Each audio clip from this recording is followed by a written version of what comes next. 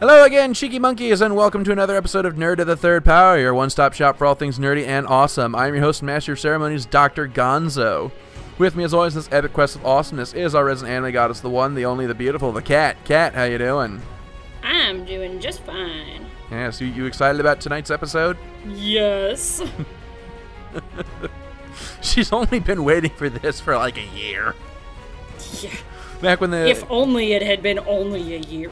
Yeah, for those who don't know what we're talking about, the Sailor Moon Crystal was released this past Saturday as we record this. And when it was first announced like a year ago, Kat burst into my office with a sledgehammer shouting, "We are doing an episode on Sailor Moon, no arguments." And then she went outside and killed my secretary for reasons unexplained. But she was a member of the Dark Kingdom, you don't even know. That explains why she only made black coffee. But anyway, yes, today's episode we're gonna be doing a retrospective discussion on Sailor Moon in general, its impact on anime culture, and a sort of blow-by-blow review of the first episode of Sailor Moon Crystal. So yeah, that's gonna be fun. Although actually, by the time this goes out on That Guy with Glasses, at least the second episode will have come out as well. But we'll get to that in a moment. For now, let's turn to our correspondence corner where we have a full boat with Brendan, Brian, and John. How are you guys doing? Well, there was that thing with the pirates, the cannon, and leaving the atmosphere. That wasn't so cool. Otherwise, I'm fine. I'm going to want to hear that story after this is done. Okay. What about the other two? How are you guys doing? Oh, you know, I'm just sitting here wondering if it's actually legal to have like 8 goals scored in a World Cup and the other team not scoring at all. Brazil and Germany. Like, that doesn't seem legal. Wait, what? Apparently, yeah. Apparently, Brazil just decided not to play today. Wait, you're not making this up? This is a thing that actually happened? This is a thing that happened. I try not to lie often. He only lies when he has to or he feels like it. Man, and I thought that baseball game where the Nats stepped on the Cubs 13-0 was, pretty excessive. And I was in the stadium for that one. 8-0 in soccer? Was it 8-0 or 7-0? Now here's my question, talking Brian. about sports ball. Here's my question, Brian. We're talking about international sports ball. Isn't that better than normal sports ball? I'm gonna punch him in the face if he keeps snoring. I swear to God.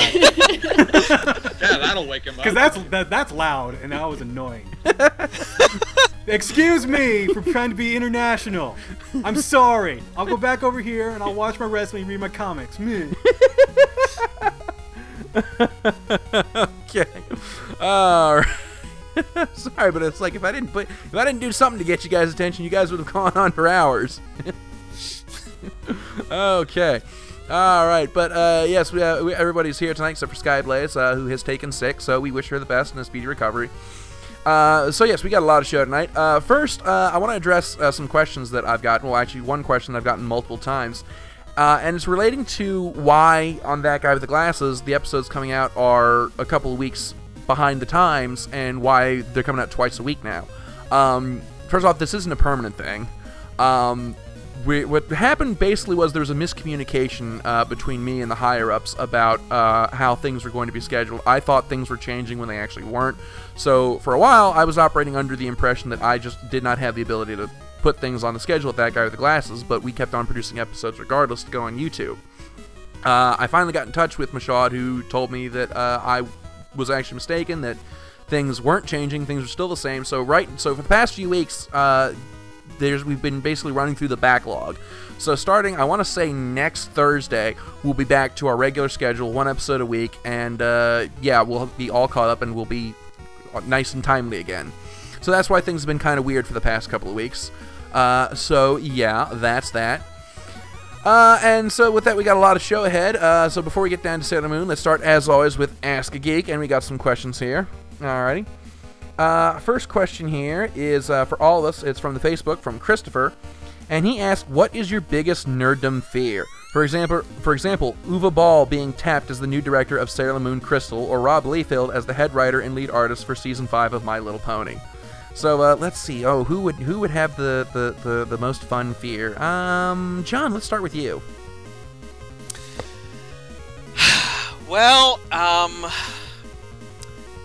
there's this man who directed this X-Men movie a number of years ago named Brett Ratner. The man, not the X-Men movie. And he's widely regarded as being the worst thing that happened to the X-Men franchise, and I think my worst fear would be seeing him getting a hold of the directorial duties on Neil Gaiman's Sandman, because I could actually believe that being a thing that someone in Hollywood would be stupid enough to do.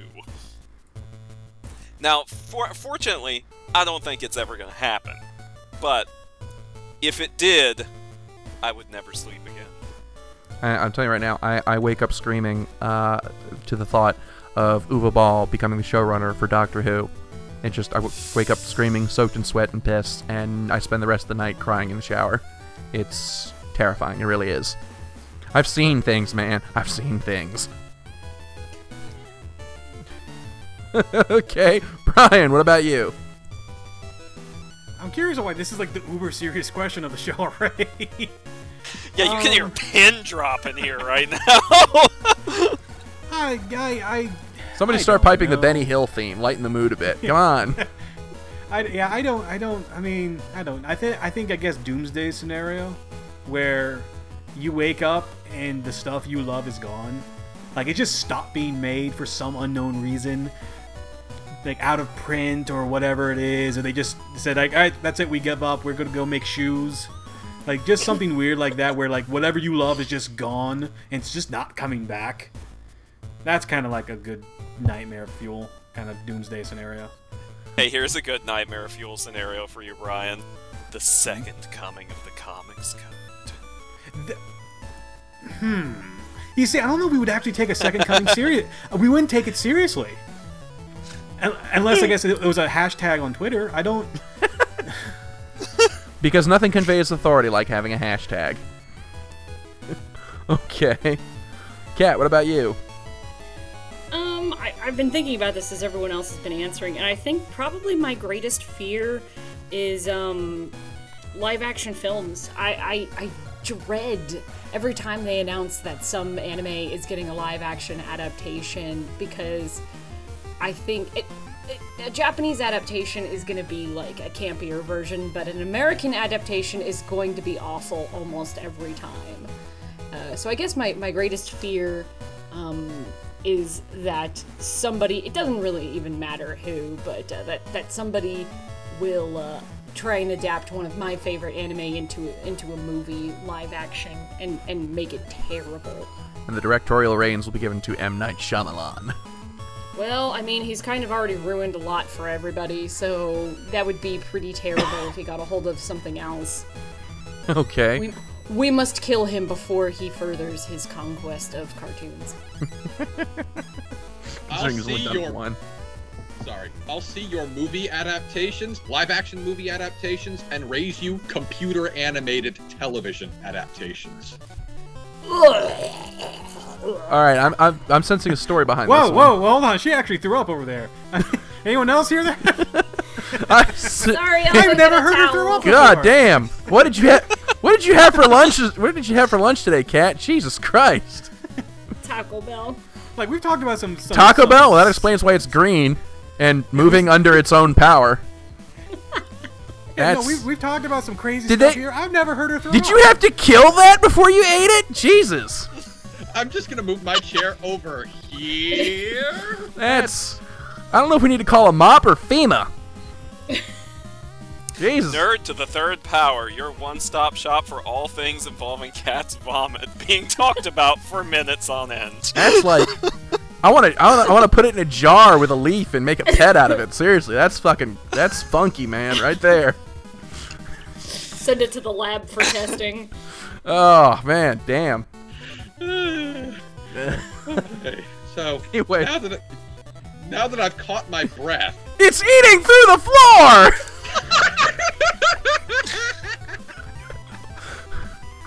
Oh man, that I'm graphics. sorry I brought attention to that. I am. I apologize to the fans. Oh man, the graphics design firm downstairs is gonna be pissed when that comes through their ceiling. Just move the carpet over it. No one will notice. But for the smell.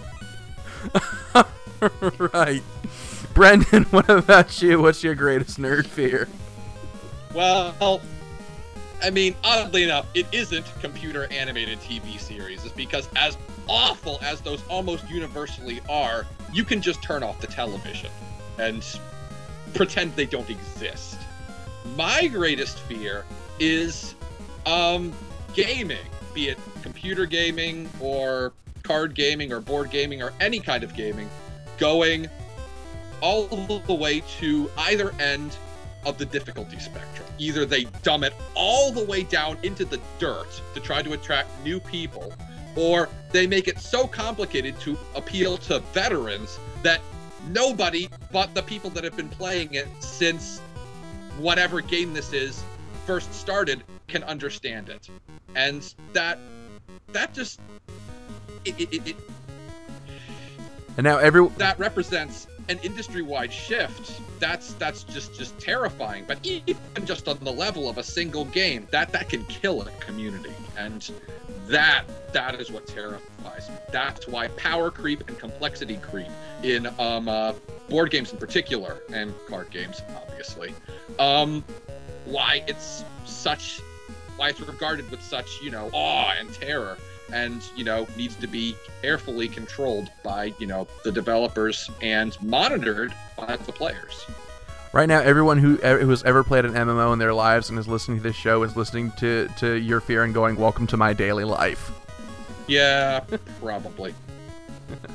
Okay, my greatest nerd fear. I am scared to death that I will wake up one day and my entire life will have been a dream, and I will actually be a Southern California football player. So, yeah. Is that really a nerd fear or just an irrational fear? Hey, I never said I wasn't neurotic. I know I have issues, many of which remain unresolved to this day. It never specified rational. You do need a certain level of... Sorry. Yeah, and you do need a certain level of neuroses, I feel, to be a proper geek. It's not really that difficult, really.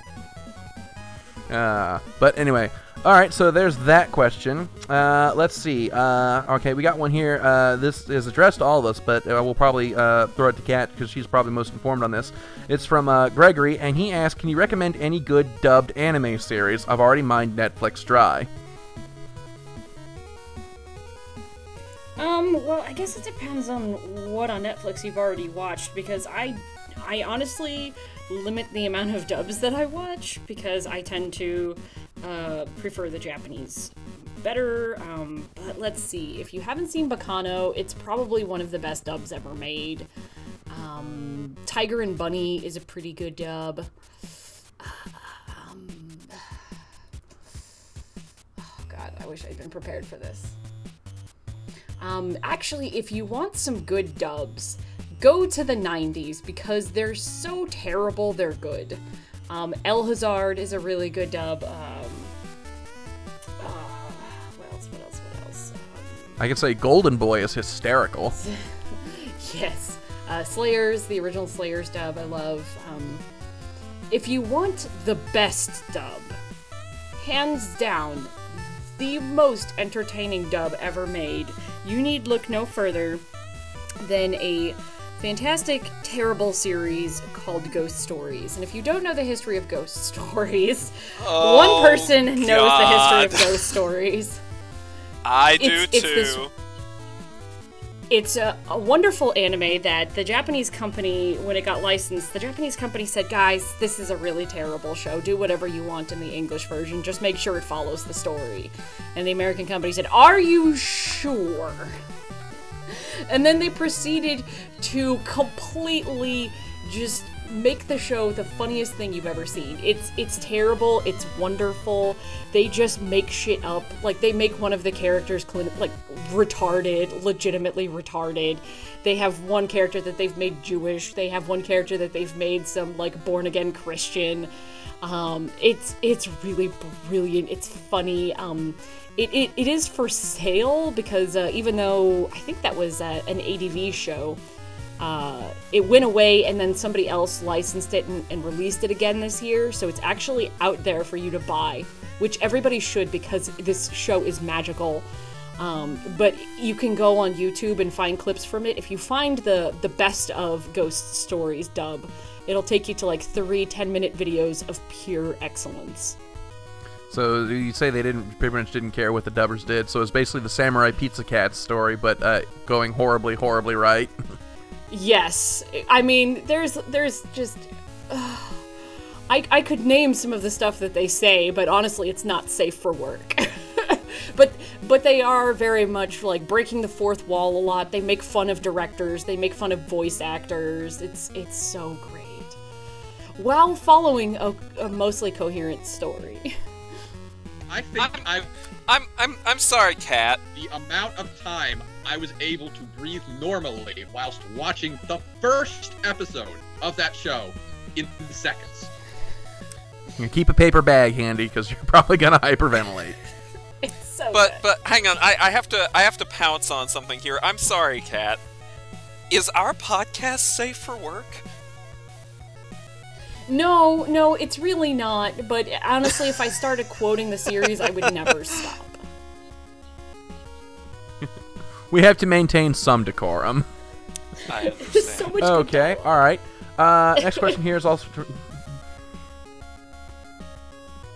All right, next question here, also from Facebook. It's from Zach for John.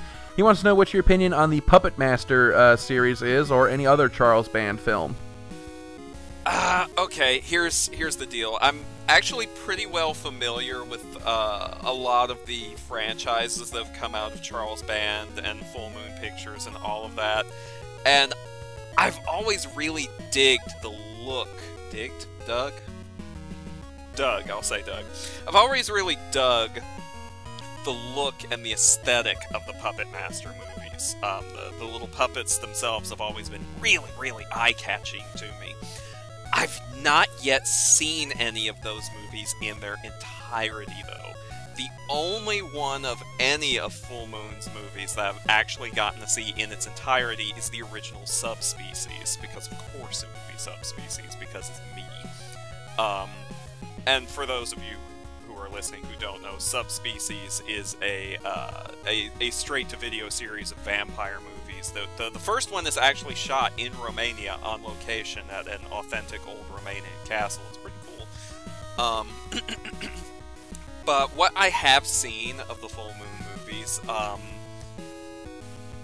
bearing in mind again that I have not seen any of these movies in their entirety yet, and that's all on me. What I've seen of them, I think they're a lot of fun. From what I've seen on these movies, bearing in mind I have not seen them in their entirety, and that's all on me, that's me failing as a horror geek here. They're a lot of fun. They're not particularly, shall I say, the greatest movies in the genre that you can find.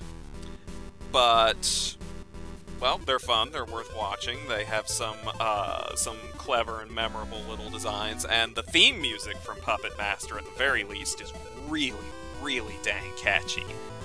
So... oh, wait, hang on. I may have seen another one in its entirety. I'm trying to remember if Ghoulies was a Full Moon picture or not. Pretty sure it was. Someone who else correct me if I'm wrong, but I did actually really enjoy Ghoulies, even though that poster with the creature coming out of the toilet, really dang misleading. Well, if you're wrong, someone will correct you. This is the internet. I have no doubt whatsoever. Okay. All right. Next question here is for Brian, and it's from Timothy. And he wants to know, with Marvel's Disney Kingdom line adapting abandoned or obscure Disney rides in comic books, what are some other rides that you think have potential to work in comic format? Ooh, that's a very good question, because I actually haven't been able to pick up any of these new books. Though I hear they recently released Figment as their Disney Kingdom, which I heard was getting some pretty good reviews. It's written by Jim Zub up in good old Canada, I believe. That's really hard because making a story of a ride sounds really difficult, because I remember looking up, I think, their Space Mountain comic and being utterly confused like 2 pages in. It's like, this is about Space Mountain and time travel. I'm like, when did that happen? And I don't remember that happening in the ride. So I don't really know. I'm shocked they haven't tried Haunted Mansion again. Well, yeah. I think that may have left a sour taste in people's mouths after they yanked that license from Slave Labor Graphics so abruptly, which pissed me off so badly. Yeah, a little bit. So maybe I don't know. I mean, again, it's, you can go for the low-hanging fruit like Pirates of the Caribbean. Or if you want, you can do something a little bit more obscure like Big Thunder Mountain. I don't know if you can make a westerny kind of comic, Disney comic. I don't know. I mean, it's an interesting little experiment they're doing, and I want to see kind of where it goes. But I don't know exactly what I would use personally as a good comic material from one of the rides. Was it Spaceship America is going to be kind of a boring comic. I'm very sorry. Or Spaceship World or whatever it's called. It's Spaceship Earth. Thank you. I know that the question was for Brian, but I'm a huge Disney theme park geek. And I just wanted to throw in 2 cents here. One, I'm thrilled beyond belief that they're doing a Figment and Dreamfinder comic, because the original incarnation of Journey into Imagination, before they completely screwed it up twice, the original incarnation of Journey into Imagination is probably my second favorite Disney ride of all time. And no, you get absolutely no bonus points if you guess what the first one is. This is me, you already know. Is it Star Tours? By golly, you got that one completely wrong. But, the one I would most like to see, because this is the one I mourn only second after Journey into Imagination, the defunct Disney ride that I mourn almost as much. It wasn't really a ride, per se, because he didn't move anywhere. There was this attraction in Tomorrowland at Walt Disney World called Alien Encounter. Oh, I remember that one. Yeah, and what it was, for those of you who were never lucky enough to experience it, was they sat you down in this circular room in these chairs that had these restraints that came down onto your shoulders, and it didn't move, but they teleported a carnivorous alien monster into this tube at the center of the room, and they made it like it escaped. It broke the glass and the lights went out, and, excuse me, and most of the experience was feeling it like standing behind you and like breathing its hot breath on the back of your neck and leaning on the restraints holding you down, and at one point it licks the back of your head. And it was so cool, but it was absolutely terrifying to kids, and nobody at theme parks reads the warning signs. So they replaced it with a similar attraction, only they replaced the monster with Stitch. And it's called like Stitch's Great Escape now. Yeah. And not quite the same effect, I'd imagine. Not quite the same, no. So, I would enjoy seeing an Alien Encounter comic, because that creature had a really cool design, and it was a fun attraction, and I'm very sad that it's gone. See, see, that might actually work well as a comic. I mean, if you've got, sort of like the Alien Isolation dealio, where it's you in a spaceship with, some horrible that's broken. See, I was actually kind of You're just trying to not get eaten. See, I was actually kind of disappointed when I got on that ride, because I thought that it was tied with the Alien series of films. So it was a cool ride, but I was kind of a little disappointed. Although the Alien segment of the History of Films ride more than made up for it. But I think I've told that story before. Oh, I love that ride so much. My sister still hates me. I don't think I've heard this story. You haven't? No, I really don't think I have. What about the rest of you guys? Have I told this story before? I've never heard this story before in my life. Okay, all right. Well, I guess I'll go ahead and just tell it then. But about, I want to say 15 years ago, I went to Disney World with my family, and I had shown my 12-year-old sister the original Alien. Smart move. Not. It completely scared the shit out of her. And from that point on, all I had to this day, I just had to make like the hiss that the alien drones make in the movies, and she runs screaming. That's how much it traumatized her. So we're at Disney MGM Studios, as that section of the park was called in those days, and there was a ride there. I can't remember what the exact title was, but it was sort of a Small World After All style ride where you got in this tram and it took you down a track. It's called the Great Movie Ride. The Great Movie Ride, that was it. Yeah, you got in this train car, and it took you down this track through various movie scenes, Wizard of Oz, a couple of Disney films, and at one point it takes you to this dark tunnel, and you just heard this voice go, "Welcome to Alien." Now, before I go any further, I got to give you some context here in this story. Okay, the way that we were seated, my sister was at the end of the car. I was next to her, and my mother was at the other end. So my sister's up against the wall, and she's scared to death that, justifiably so, given the nature of the franchise, that a mechanical alien is going to jump out of the wall and scare her. So she starts crying and begging, pleading for me to switch seats with her. And of course, because 15 years old, I was a little asshole. I was just like, no, you're going to stay there. I want to see this. I want to see her jump. So my mom finally intervened. She's like, "Billy, switch seats with your sister." So I was like, all right, fine. So we swapped seats. Now she's sitting in the center. And as she feared, yes, an alien did pop out. From the ceiling, right in her face, did the secondary mouth snap and everything. Wow. The wonderful thing about that ride is there's 2 animatronic aliens in that section, and they're timed differently because the way the cars go through. So she could have been gotten from the side or the ceiling, and sometimes when you're really lucky you get both of them. So there was really no way she could have been saved. But when the thing came down and did the shriek and the mouth snap, oh my god. Dogs a county away were going, "What the hell is that noise?" It's horrible.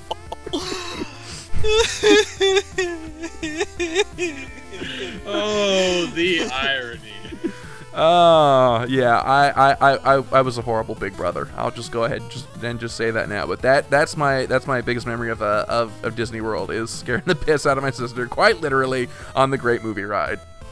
So, I sincerely hope it wasn't literally. Oh, I'll leave it to you. I'll let you draw your own conclusion on that. So, but anyway, that's all the Ask Geek questions that we have for this week. As always, you can send them to us through the email at billysmith@channelawesome.com. Drop them in the Ask a Geek thread on That Guy with the Glasses forums under podcasts, or you can drop them up on our Facebook. Producer Tom has been pretty good about putting up a Ask a Geek thread on the Facebook every week. So yeah, you can drop them there too. So that's all the Ask Geek questions I have for this week. So we're going to jump right into our news segment, starting this week with Brian. Brian, take it away. Thank you. Now sit back, everyone. These multiverse headlines might be kind of a long one. Dark Horse has been riding pretty steady, even in the wake of their Star Wars books coming to an end very soon. But that hasn't slowed the publisher down for looking new titles to place on the shelf. Writer Jeff Lemire has done some excellent work over these past few years and is looking to add another title in, Black Hammer. It's a title he's working on with artist Dean Armstrong. The story is a group of oddball superheroes who've been wiped from continuity and suddenly wake up in a small town. They can't leave this town for some reason, and they must stay and try to reveal some of the mysteries that are there at the farmhouse they're staying at and the town itself. It's a creative-owned title from Dark Horse. Boom has announced for San Diego Comic-Con that James Tyron, the writer of The Woods, has a new 3-part limited series named Meme Trick. Yes, I pretty much spelled that correctly. The issues are going to be oversized and they cover a 24-hour period of the series. The story is, and I may have heard this wrong, but it's the possibility of weaponized memes that could lead to the annihilation of the human race. There are a lot of jokes I can make right now, but I'm short on time, so I'll let you all in the comments do it for me. The book will come out October with a high price of $4.99 each. Marvel's been holding off anything big just yet, focusing a lot of its time and energy into the Guardians of the Galaxy movie, but that's not to say something isn't going on. For Captain America, Stuart Iom is going to be taking over art duties on the book. Also Captain America related, there's a tease for a possible new Captain America to debut well in time of next year or the end of this year. Word is Sam Wilson, the Falcon, might be the one taking up the shield, which is not a major surprise if you actually saw the tease before this tease of the next Marvel event, which had Sam and Captain America gear and a shield in the hand. They might have wanted to switch those two around. In the Spider-Verse, as the event gets up and running, it was only a small amount of time before Spider-Woman would try her hand yet again at another solo title run. As for the book, only artist Greg Land seems to be popping up on the creative side. The writers seem to be up in the air at the moment, with Bleeding Cool citing Dennis Hopeless and Cullen Bunn as taking over the title. Whichever it is, or whoever it is, when it gets confirmed, I'll try to be sure to bring it to you as soon as I can. A change has taken place for Marvel's upcoming event Axis. Not a big one, but the name of the event is now Avengers and X-Men Axis. Not really sure what the problem was that would force them to add the team names, but there they are. This does mean though that the retailer orders for Axis #1 have been cancelled and then renamed. So if you have a comic on this pull list or you've pre-ordered it, please check with your local comic book shop to make sure it is still there and didn't somehow get lost in the system. DC has made some landslide announcements these past weeks, first coming from an interview with Neil Adams from Geek.io podcast that he's working on a project called Superman, The Arrival of the Supermen. No date or format this title may be coming in. It's possibly an OGN, it also could possibly be a digital first. Neil said he's also going to be working with some Jack Kirby new gods in the book as well. Green Arrow will be getting a new team come this October, as the producer of the Arrow TV series, Andrew Kreisberg, and writer Ben Slotskovic will be coming onto the book in October along with artist Daniel Sempier. Lemire is ending his run with a lot of critical acclaim to it, but the new team is suggesting they might be pushing for some of the older Ollie, personality-wise, into their story. Pandora and Phantom Stranger books are coming to an end, but the characters are not going away, as they are all being placed into one new book called Trinity of Sin. Bring along their other sinner, The Question, who looks to be more into an active role in this book. Jim Damaris, who has been handling the Phantom Stranger book, is also going to be handling this one as well. Ann Nocenti is leaving Catwoman for a new book, Caloron the Witch Boy, with artist Trevor MacArthur. This also makes Caloron's official debut into the New 52. But where does that leave Catwoman? Well, Catwoman is getting a new team in Giovanni Valentine and artist Gary Brown. Valentine might ring a bell with many of you, as she's Nebula award-winning novelist, as well as having write-ups on website IO9. And it just so happens that IO9 was the site that got the exclusive news and the interviews for the creators of these books.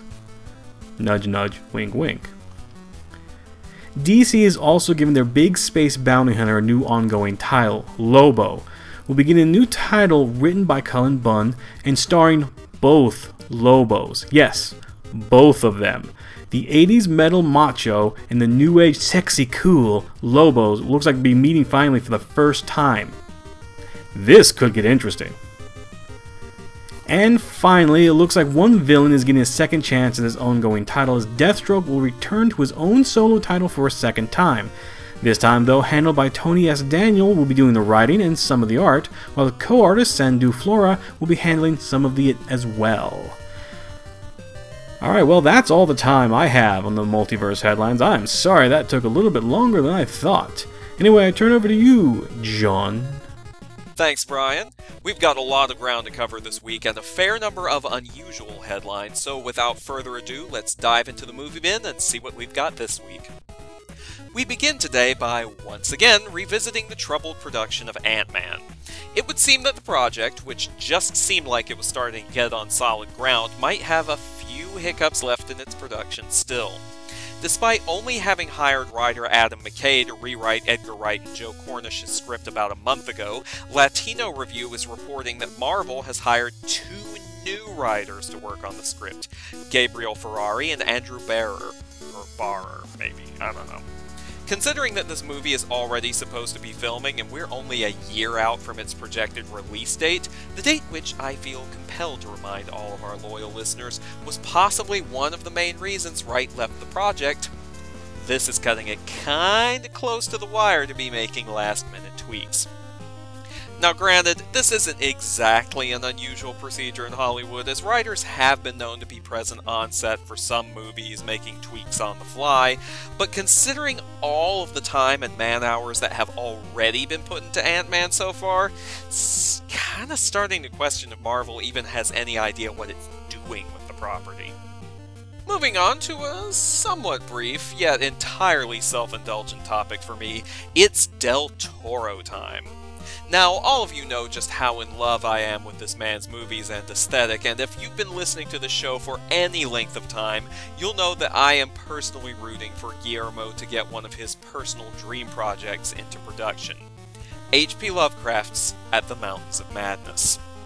The big obstacle that he has run into over and over again has been simply that Hollywood does not want to back an effects-heavy but big-budget R-rated horror movie with sci-fi elements.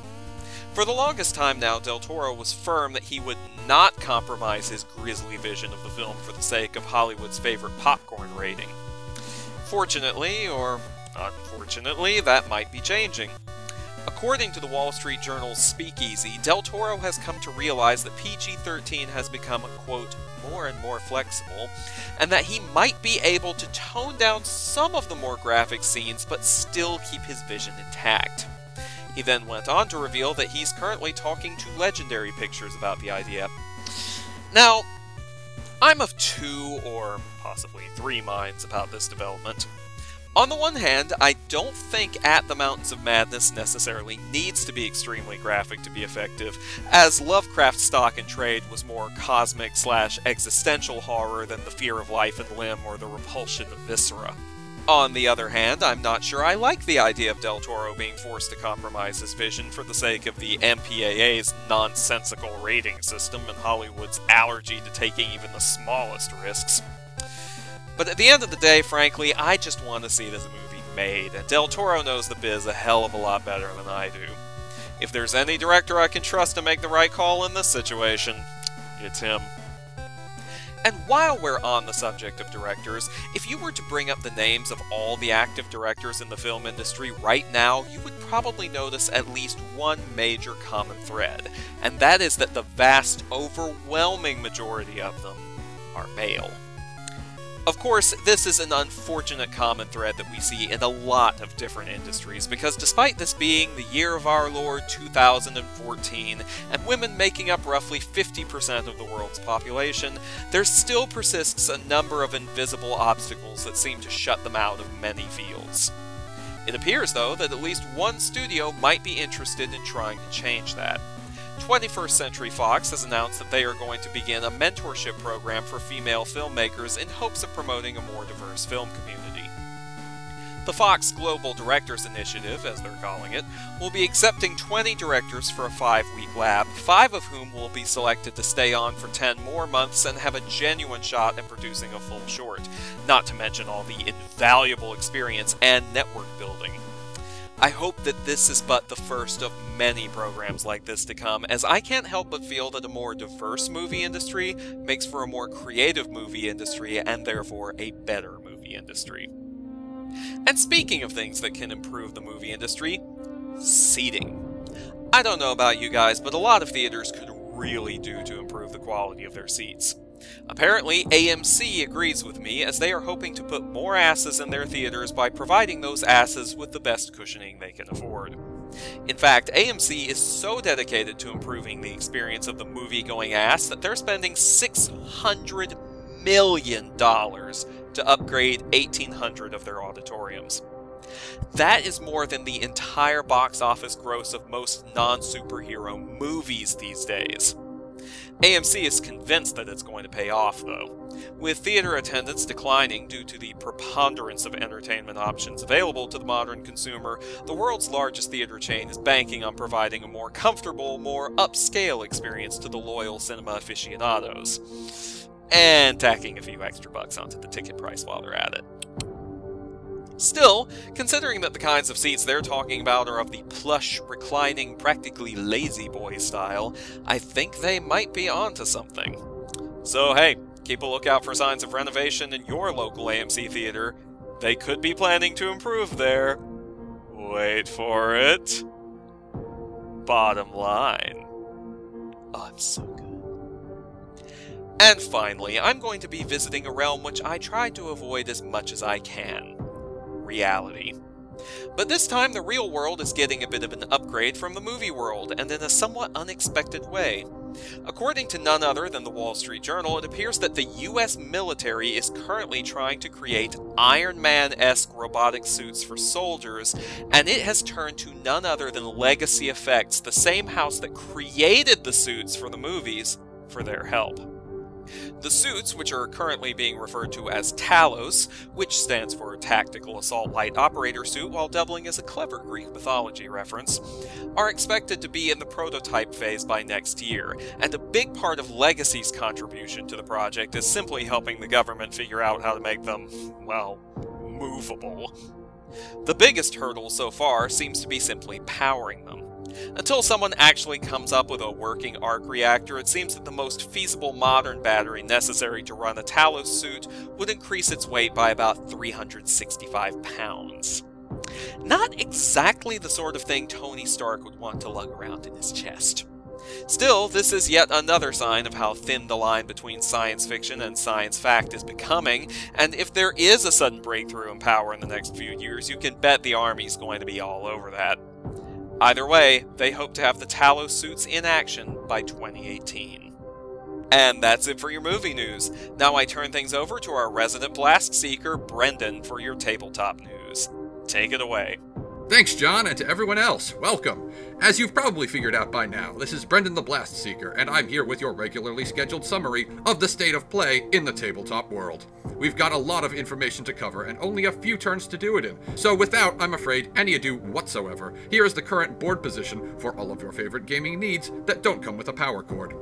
I missed the chance to update everyone on the latest spoilers for Magic's 2015 core set last week due to certain circumstances that may or may not have involved pirates, cannons, and not being in contact with the ground. However, that's perfectly alright because not only has Dr. Gonzo informed me that I should make a mostly complete recovery, but more importantly, the full card list for Magic 2015 is now out in the wild, so we get to goggle at the whole thing.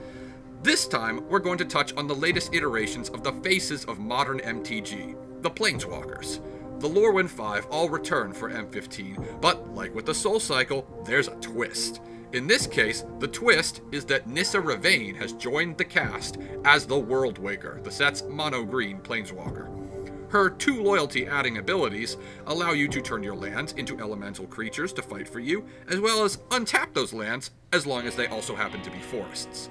If you don't have enough land for your liking, build Nissa up to her ultimate and she can go grab as many more basic lands as you want from your library. Even all of them, if you so choose, and she'll even turn them into elementals for you to boot. But if she's the green Planeswalker, you say, whatever happened to Garruk? Well, as those who have been following the promotional material and the game's surrounding lore may already suspect, Garruk is filling a similar role to that of Nicol Bolas in Magic 2013.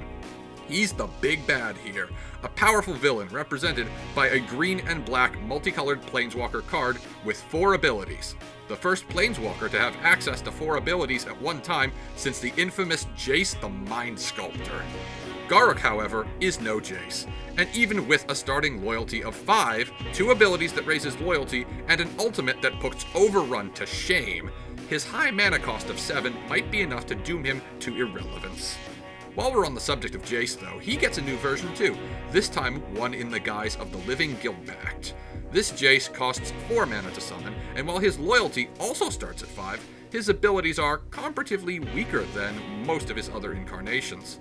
Flavorfully, though, I like his ultimate. Everyone at the table shuffles their hand and graveyard back into their library, which casts him as the great equalizer, an unbiased man burdened with glorious destiny and beholden to no other. Except for you, of course. He likes you, which is why his ultimate lets you draw a brand new hand after all that shuffling, and nobody else. The last new Planeswalker in the lineup is a Johnny Steadfast, and this big cat has picked up a few new tricks in addition to the flowing cloak of his fallen friend. Like several of the others, he sports a very aggressive cost-to-loyalty ratio, offering 4 loyalty for 4 mana. What can he do with that? Well, his loyalty-boosting ability gives a creature +1/+1 and a raft of keyword abilities for the duration of the turn, and his ultimate reduces all incoming damage to you and your planeswalkers to 1 point from each source. But what I'm really intrigued by is his second ability. It costs 2 loyalty to put a +1/+1 counter on each creature you control, which we've seen before, but it also puts an extra loyalty counter on each of your other planeswalkers. Combined with the new mythic rare Chain Veil artifact, which lets you double up on planeswalker ability activations, I think the conditions could be right for a walker-centric control build to wreak some havoc in Standard, or maybe even Modern. But what do I know, right? Guess we'll have to wait and see. As for the other Planeswalkers, Chandra returns as the Pyromaster, arguably the best of her 4 forms to date, but Liliana Vess is in her original Lorwyn form, which while far more in character than her widely badmouthed Dark Realms version, is still a huge disappointment to the many fans who were hoping for a reprint of Liliana of the Veil, especially considering the presence of the aforementioned Chain Veil in this very set. Oh well, they can't all be winners.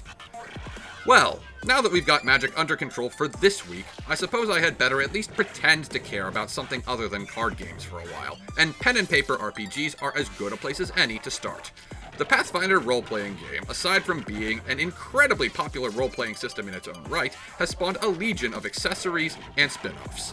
These range from themed sets of dice and officially branded GM screens, to board and card game adaptations that are popular in their own right, to novels, comic books, and even audio dramas. Paizo Publishing's most recently announced supplement, however, is a different kind of beast.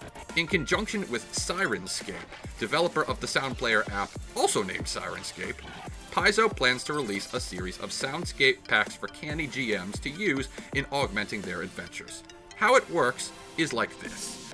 Each pack contains a series of soundtracks that provide immersive audio cues based on the current location of the PCs. For instance, if you're currently in a rather creepy marsh, the GM might select a track with soft water noises, eerie bird calls, and hints of movement not quite out of earshot. If you're in battle, on the other hand, you might get a track with clashing swords, magical explosions, and pissed off goblins, or whatever you may happen to have run into this time. In any case, if those Soundscape packs sound like something you might like to try, be aware that the only way to play these packs right now is by purchasing them through Sirenscape's Fantasy Player. The Pathfinder packs specifically are about $4 each, with each pack corresponding to a chapter in a certain adventure path. You also have the option of paying $16 upfront for the entire path's worth of packs, or of paying into Sirenscape's subscription service and accessing their entire audio library for $6.50 a month. Whichever way you choose to proceed, Paizo and Sirenscape plan to release these packs in sets of 5 every other month, starting with the Burnt Offering sound pack last month in June, which corresponds with the Pathfinder RPG's very first adventure path, The Rise of the Rune Lords. If you want to give it a whirl, go to Sirenscape.com, that's SYRIN scape.com, to download the player for PC, Mac, and iOS or Android tablets. In related Pathfinder news, after not even a full year of existence, Paizo's Pathfinder Adventure card game is joining its big brother and source material, the Pathfinder RPG, in the realm of organized play. Starting August 14th, timed to coincide with the Skulls and Shackles base set's official release at Gen Con Indianapolis, stores and organizers will be able to run sanctioned events for the card game at their respective venues with a new scenario every single week. This will continue from August of this year all the way until the release of the Pathfinder card game's next base set, sometime in the first quarter of 2015. All that players will need to bring is a class deck of their choosing, and all that organizers will need to provide is the Skulls and Shackles base set. Paizo takes care of everything else. Now, I'm all for new card games on the block, as any regular listener will know all too well, but both the turnaround time, especially for a cooperative game that seemed destined for living room floors, and the details of Paizo's plan surprised me here. This is a development that I'll be keeping my eye on. We'll finish up with perhaps an even more pleasant surprise. While I was paying no attention to Dungeons & Dragons whatsoever, for reasons, Wizards of the Coast went ahead and started passing out D&D Next to the general public. What bugs me about the whole thing is that they've given it no special moniker whatsoever. There's no 5th edition or new and improved, which perhaps here means, sorry about the last one guys, here's a rule set that doesn't suck. They didn't even make the easy move and just call it D&D Next. No, it's just good old Dungeons & Dragons you'll be looking for on store shelves, and from the perspective of somebody who doesn't actually play a lot of D&D, this seems like a pretty bad idea. Again, if you've listened to me on this podcast often enough, you know that one of the things I've talked about most in terms of D&D is premium reprints, as in very pretty new copies of old books. How is a newbie supposed to tell apart the crisp, new, actually really old book sitting on the shelf right next to the crisp, new, actually new book that he really wants? We already have enough gatekeepers in the game world as it is. The last thing we need is the game makers getting in on the act, even if that really wasn't their intention. Something that was their intention, though, and something that I really like about this new incarnation of D&D is the release of the game's basic rules on their website in PDF format, completely free of charge. Seriously, all it will cost you to get started in D&D is the time and bandwidth it takes to download this document. The basic rules clock in at about 110 pages and provide all the information you need to create a character from a selection of 4 races and 4 classes, then bring that character up to the level cap of 20. It doesn't provide any actual adventures for your character to go on, but the hope is obviously that once people read this manual and mess with the character creation system a bit, they'll be hungry for more and go buy the books. Either way, making large parts of your core game available to prospective players for free sets a very good precedent, and one that I hope other game makers soon follow. In any case, the D&D basic rules are available online right now at wizards.com/D&D, that's letter D, letter N, letter D, and you can find them under Daily D&D. The actual Dungeons & Dragons starter set won't see a widespread release until the 15th of July, but certain hobby shops and friendly local game stores may already have it on sale, in which case you can expect to pay about $20 US for a Dungeon Master's Guide, a reference for players of level 5 or lower, some pre-generated character sheets, and a few other goodies. The more substantial offerings will be rolled out over the course of the coming months, and I'll do my best to stay on top of that for you. In the meantime, though, I think I've gone on for so long that the cat decided to take a nap. Before I wake her up, please let me take a moment to ask, as always, for your opinions. What did I miss or skim over that you would rather have heard more about?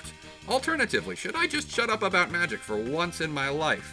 Kindly direct your comments, concerns, and vitriol to our Facebook page or to my own personal address for N-Cubed Correspondence, blastseeker@nerdtothethirdpower.com, and I promise I will not ignore it completely.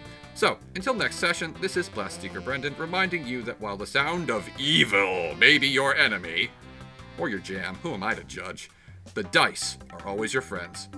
Cat, you're up. Why, thank you, kind sir. Well, Anime Expo was this past weekend, which means I have a lot of licensing news. So, let's get started. Dark Horse Comics has licensed Tony Takezaki's Neon Genesis Evangelion one-shot parody manga. Takezaki, the creator of the AD Police manga series, contributed several stories to the Neon Genesis Evangelion comic tribute, which Dark Horse published last year. In addition to the comic tribute, Dark Horse has also published the original manga by Sadamoto Yoshiyuki and the Campus Apocalypse, Shinji Ikari Detective Diary, and Shinji Ikari Rising spin-offs. Dark Horse also announced they'll be releasing omnibus editions of Fujishima Kosuke's Oh My Goddess manga. The series will span 15 volumes with larger art size, higher quality paper, and color inserts. No release details just yet. Funimation announced at Anime Expo that they've acquired the streaming and home video rights for Barakamon, Sengoku Basara Judge End, Black Butler Book of Circus, Psycho Pass 2, and the extended edition of Psycho Pass. Slice of Life comedy Barakamon has already begun airing in Japan and will stream on Funimation's website and on Crunchyroll, though no release details have been released as of this recording. Historical fighting series sequel Sengoku Basara Judge End will stream Saturdays at 1:05 p.m. EDT. Black Butler Book of Circus, the Black Butler sequel we deserve, far too late coming, will stream Thursday at 3:20 p.m. on Funimation's website and Daisuke. Psycho Pass 2 will premiere this fall, and as such there aren't any release details just yet. The Psycho Pass new edit will recut the original series into 11 one-hour episodes with additional footage, which will stream Thursdays at 1:20 p.m.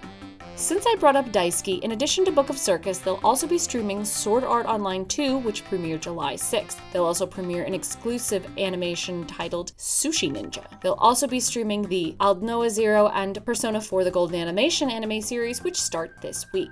Sentai Filmworks made a ton of licensing announcements. First off, they've licensed Chaika the Coffin Princess anime, which Crunchyroll streamed earlier this year, which probably means they're giving it a home video release, though they haven't exactly said as such. They've also picked up the rights for mecha anime Shirogane no Ishi Argavalin, school romance series Aoharu Ride, action series Akame ga Kill, supernatural harem anime Invaders of Rokujiyoma, action series Rail Wars, military comedy Sabaegu Survival Game Club, and slice of life drama romance Glasslip. All of those titles will start streaming this week on Crunchyroll. Viz Media announced at Anime Expo that their Shoujo Beat imprint will be releasing Vampire Knight Life, Meteor Prince, and the Demon Prince of Momichi House manga. Vampire Knight Life takes place during the manga storyline and will have a digital-only release. Sci-fi romance series Meteor Prince will ship next January, and supernatural series Demon Prince of Momichi House will ship next July. Viz has also announced the cast of the Sailor Moon redub. Viz will be re-recording the English track for the original 90s Sailor Moon anime, whose dub was inconsistent at best. Stephanie Sheh will be our new Sailor Moon, with Kate Higgins as Mercury, Christina V as Mars, Amanda C. Miller as Jupiter, Jeremy Lee as Venus, and Robbie Daymond as Tuxedo Mask. Pre-orders for the Season 1 Part 1 Blu-ray and DVD release will open soon with a street date of November 11th. The Blu-ray box set will be in a chipboard box with space for Part 2 and will include an 88-page booklet with art, character profiles, and episode guides. On-disc features include an interactive art gallery, a behind-the-scenes dub feature, panel footage, clean openings and endings, and trailers. In addition to all of those aforementioned series from before, Crunchyroll.com is also streaming Sci-Fi Yaoi Dramatical Murder, Rom-Com Monthly Girls Nozaki-kun, and the second season of Yami Shibai, all of which start this week. And oh my god, another season of Yami Shibai! Exciting. Anyway, publisher Vertical announced they've licensed Yume no Kaseki, a collection of short stories by late director Satoshi Kon, best known for his feature-length animated films Perfect Blue, Millennium Actress, and Paprika. The book, to be titled Satoshi Kon's Complete Short Stories, Dream Fossil, will release as a 440-page trade paperback containing 15 of Kon's manga stories. The collection will be released next summer and retail for $24.95. Right Stuff has announced that they've licensed the Yakitate Japan, Yondemasu yo Azazel-san, Sticky Tante Labyrinth, and Space Pirate Mito anime series. No release details on any of those just yet. And finally, Harmony Gold USA announced at AX that they have launched a Kickstarter campaign for a new Robotech miniseries pilot. The project is titled Robotech Academy, and Harmony Gold is trying to raise $500,000 to pay for character design, mecha design, 3D modeling, 3D animation, 2D animation, sound engineering, music composition, casting, voice acting, and recording, with hopefully enough left over to set the stage for more episodes. If they meet their goal in the next month, Harmony Gold expects to have the project completed by next July. As of this recording, they've raised over $82,000. And that's all I've got going on in the anime and manga world this week. Over to you, Dr. Gonzo. Alright, thank you, Kat. Okay, we have a lot to talk about today, so let's get on with it. First, in the let's see how angry we can make Gonzo department, GameStop, that most wicked and vile of entities to tread the earth since the asshole who invented the pop-up internet advertising, has decided it's not enough to control how games are sold and traded, but how they're developed as well. GameStop has apparently made overtures to several game developers to have GameStop pre-order exclusive content programmed into many upcoming games. GameStop public relations spokesperson and soulless spawn of Satan, Jackie Smith, offered a statement to GamesBeat saying, quote, "We are working with our development partners to build in a longer lead time, and we are working with them to get both physical and digital exclusives for our customers. So basically, what does this mean? Well, in the short run, it means we might be seeing things like DLC and level sets locked off for a time if you didn't pre-order, or perhaps even permanently, but think of the ugly precedent this sets. Let's not kid ourselves. GameStop is the biggest fish in the games retail pond, despite all of my efforts to go old man in the sea on his ass, read a fucking book if you don't get the reference, and that kind of clout is powerful. How long before GameStop tries to leverage its way into making it so that whole sections of the game are walled off if you didn't pre-order the game? Hell, why not just go all the way? Why not make it so that you don't get the game's ending for 6 months unless you bought the game from GameStop? God knows that would put a chubby in Cliff Blazinski's pants. The little cocksuckers been pushing for that shit for years now. You know what? You know what would make me happy? If GameStop just went away. I would do anything if it meant GameStop just ceased existing. I would allow myself to be brutally savaged from behind by a large burly Samoan man named Jorge, while Ron Jeremy turkey slapped me across the face for hours on end, while the whole thing is being filmed for a bizarre reality series hosted by Tony Danza, who's only there because he hasn't had a career since 1986, and he's tired of doing lines off a 6-year-old's ass in a back alley in Los Angeles. If it meant GameStop would just go the fuck away. Seriously, I wouldn't be able to shit right for a week, my image would be destroyed, and I'd be humiliated beyond all measure, but you know what? If it meant GameStop went away, I'd be happy, because it meant I took one for the team, and the world would be a better place for it. Okay, world, now that I'm all good and worked up, give me some happy news. In the games and TV realm, Mighty No. 9 is probably going to be getting an animated series. The spiritual successor to Mega Man made waves at Anime Expo when game creator Keiji Inafune made the announcement that Digital Frontier was already hard at work on a Mighty No. 9 anime series. Details are scarce right now, and I know I say this a lot, but believe me this time when I say more on this as it develops. And finally, I've talked before about how much I'm looking forward to Alien Isolation, but just in case I haven't, then let me say it right now. I am really looking forward to Alien Isolation. Seriously, this game is going to be like the second coming of Christ if it's everything that we've been promised. Although I still live in fear and wake up screaming at night the idea that it's going to be canceled because it's too innovative for modern game developers, but that's a whole nother separate rant. Oh, yes. So, yeah, I'm really looking forward to this game, and no sooner do I decry the GameStop as the devil do I find myself having to pledge my soul to them, as the game has been confirmed to be receiving a pre-order bonus of expanded missions set within the first Alien film. And, as if this weren't enough, said missions will actually see the reunion of the entire cast of the original Alien film, Sigourney Weaver and all. The only one who's not showing up again is John Hurt, whose character of Kane is a little too busy dealing with the new hole that's been torn in his thorax. It's almost too exciting for me to take. I'm actually short of breath. My poor heart can't take it. Wow.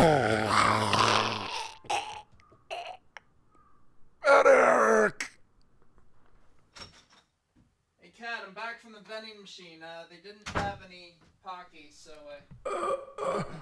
Gonzo? Oh my God, dude! What happened? Medic. Shit, where is everyone? Cat? Brian? Shit, they still must be on break. Any time would be good. Where's my phone?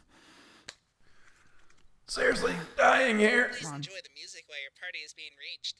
I'll always hate you, Joel Schumacher. Come on, man, pick up. Brian, you gotta get back to the studio right now. It's Gonzo. Something happened to him. He's laying on the floor. He's spouting off gibberish and... I'll always love you, John Romero.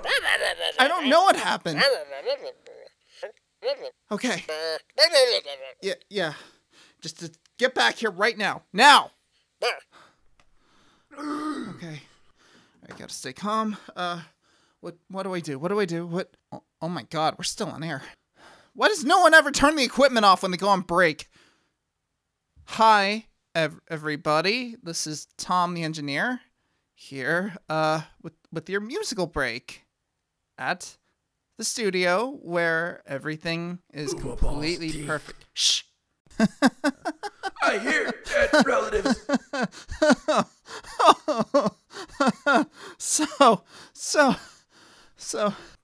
Today's musical guest goes by the name of Jason Webley, a musical artist whose musical genres range a wide gamut of folk, experimental, and alternative music. He began as a street performer playing accordions in Seattle, Washington, but has since moved indoors and on stage, playing venues as small as coffee shops, all the way up to the recent guest appearance at the live Welcome to Night Vale podcast event, where he performed the song Promise to the Moon, which is, coincidentally, today's song. So, Hey, Dawn? God, he's foaming at the mouth now. So without further ado, let me take you to that song. Now, from here at the studio, where everything is perfectly fine. Brian, get in here! Perfectly fine. We'll be right back. Light flashing before my eyes. God, 4th grade year sucked.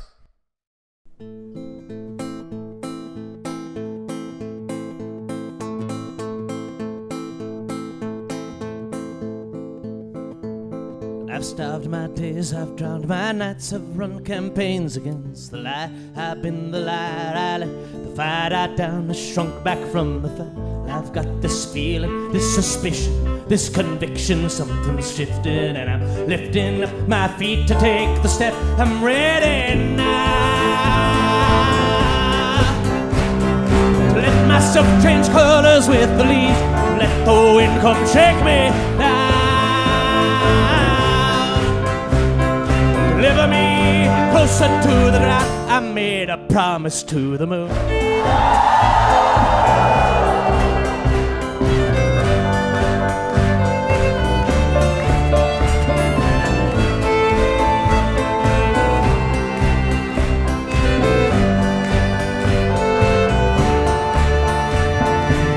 Outside this window I see all the other boxes, box-shaped drives and box-shaped cars.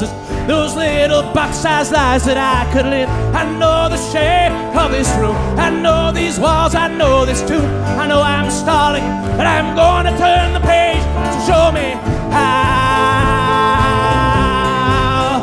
I can weave my way into a tight cocoon, then let it push me inside. I made a vow, I made a pledge, I made a pact, I made a promise to the moon.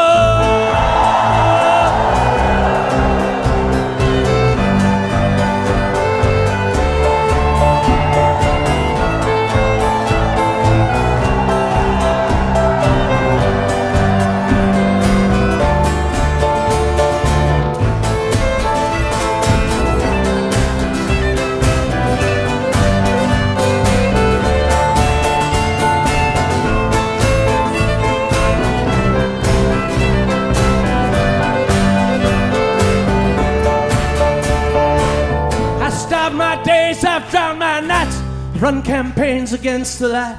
I've been the liar, I let the fire die down, I shrunk back from the fight. I got this feeling, this suspicion, this conviction, something's shifting and I'm lifting my feet to take the step. I'm ready now. Let myself change colors with the leaves, let the wind come shake me now. Deliver me closer to the ground. I made a promise, show me how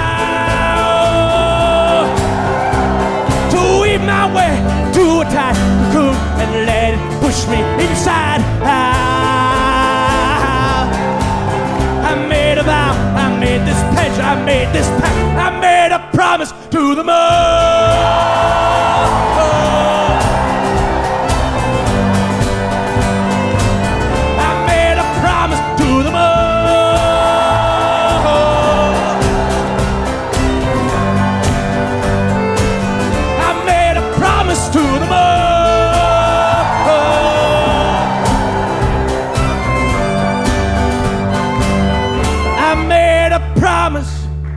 To the moon.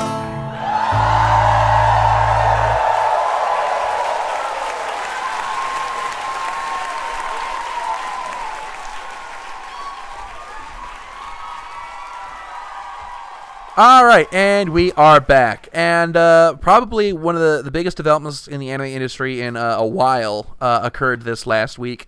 The launch of Sailor Moon Crystal, the reboot of the Sailor Moon canon, I guess, in anime. And Sailor Moon is probably one of the biggest animes in existence. Certainly one of the ones with the biggest impact on the anime industry and anime culture, especially in America. And as Kat is our resident walking encyclopedia of Sailor Moon knowledge, Kat, why don't you give us a bit of a brief rundown on the background of the Sailor Moon franchise and sort of its impact on anime culture? Okay, sure. I'll tell you what I know. It started as a manga by Naoko Takeuchi in, I think, 1991. And I think probably by 1992 it was made into an anime. Maybe not that quickly, but it was very quickly picked up as a series. So that's a pretty quick turnaround for manga to anime? This was surprisingly quick, I think. I maybe it wasn't 1992, but it was definitely, within a couple of years it was animated and it wasn't just that like, oh, they picked up part of it and they animated like a season. They animated the whole damn thing and animated it into like 5 seasons or something obscene. Very, very long series. And it was kind of, it was different. I dare say it was the first of its kind because at the time there really weren't any other shows that were superhero girls in what we might consider like a Super Sentai format. They were a group of costumed heroines fighting monsters, like a monster of the day. And that's sort of like a Power Rangers kind of concept, but put with girls in short skirts. And it appealed to everybody. I think it actually ran on Saturday mornings and was marketed towards a younger audience and a female audience. But the antagonists, but the protagonists, all being girls, was very much like a girl power movement. And so I think a lot of people really enjoyed it for just tons and tons of different reasons, and it just got insanely popular, and it's really been quite popular ever since. The industry and all of its fans have never stopped loving Sailor Moon, and we're never going to. And so having it come back now, which I believe is for the 20th anniversary, which I think was technically last year, I think it was last year was actually the 20th anniversary when they announced that they were bringing all of this new stuff. And they announced a reboot, and it actually just took a lot longer than they expected. And so all this stuff going on for the 20th anniversary, rebooting the first season with new animation and mostly new cast for the voice actors. And it's been sort of a dream come true for a lot of fans who love the manga and love the anime, but wish the anime were a little closer to the manga. Now, the Sailor Moon dub, when it came to America, it changed hands several times, didn't it? Yes, it started in the hands of Geek. I'm not sure who got it afterwards, but pretty much maybe the first 2 or 3 seasons were done by Geek, but after that it changed around a lot, and I think a lot of the cast changed around a lot too. During the Toonami years. Yeah, it was kind of awful. I could be wrong. I think after Deke got it, it might have gone to Saban. It's possible. Not 100% sure on that. It is definitely possible. All I know, the only thing I know is that the people I know in the animation business, okay, one guy I talked to in the animation business says that the running joke inside the industry is that Deke stands for do it cheap. Well, we just call it Dick, because that's about the... yeah. But I think a lot of people look back on that dub with this look of nostalgia and those rose-colored glasses, but it was well and truly awful in many, many respects, and it did okay in some other respects. Don't sugarcoat it, Kat. You fucking hated that dub. Yeah, I really did. But many, many years later, I can look back on it with a little bit of respect. Not because the voices were good or anything. It's actually because it was released when it was, and it was put on TV. And I have to emphasize that it was put on TV. A lot of anime nowadays doesn't go on TV, so we don't edit it, and we don't do a whole lot in the way of censorship. But anything that goes on TV in the US, has to get some level of censorship. And this was a show that did get heavily censored, and they did market it towards kids. So they had to remove a lot of the adult themes around it, and they, of course, Americanized everybody's names and Americanized a lot of the cultural aspects in the show. I'm sorry, go ahead. Oh, go ahead. And the whole changing everybody's names to English-sounding names was one of my biggest pet peeves as a Sailor Moon fan. But when I went back and I thought about it, they tried their best. They didn't just bullshit it like, I don't know, like card captors. They actually picked names whose etymology kind of worked with the characters, either their qualities or the like a translation of what their Japanese name meant or something like that. They actually did try.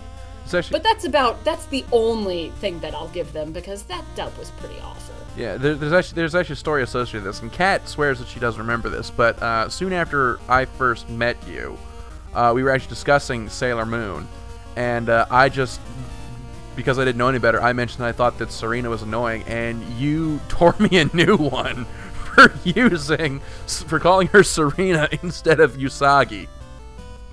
And that was I'm sure I did. I honestly just don't remember it. I blocked out a lot of college from my brain. Well, you did kind of, I don't know, you were kind of speaking in tongues for a bit. Your eyes turned red. There was ominous Latin chanting. It was a very bad scene all around.